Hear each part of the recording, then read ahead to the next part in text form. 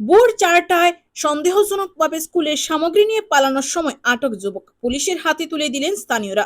বদরপুরের শ্রীগৌরী এলাকার টিকরপাড়া গ্রামে ভোর প্রায় 4টার সময় এক সন্দেহজনক ঘটনাকে কেন্দ্র করে চাঞ্চল্যের সৃষ্টি হয়।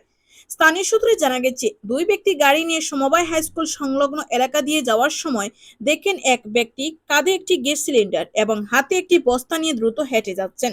প্রথমে তারা বিষয়টিকে স্বাভাবিক মনে করলেও এত বুড়ে একজন ব্যক্তি এভাবে গ্যাস সিলিন্ডার ও বস্তা নিয়ে কোথায় যাচ্ছেন এ নিয়ে তাদের সন্দেহ হয়। এরপর তারা গাড়ি থামিয়ে ওই ব্যক্তিকে জিজ্ঞাসাবাদ করলে তিনি সন্তোষজনক কোনো উত্তর দিতে পারেনি। পরে বস্তা তল্লাশি করে দেখা যায় তার মধ্যে স্কুলের মিড ডে মিল প্রকল্পের বিভিন্ন খাদ্য সামগ্রী রয়েছে।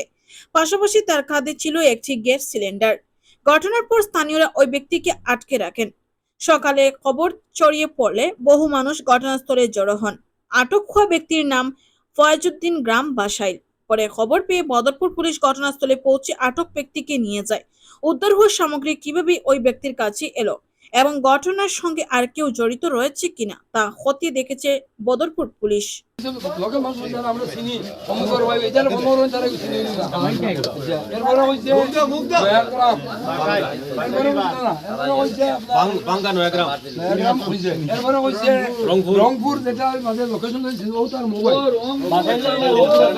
আছে ও এর বাদে হনুমানে মোবাইল নিচে ভিতরে সানা আছে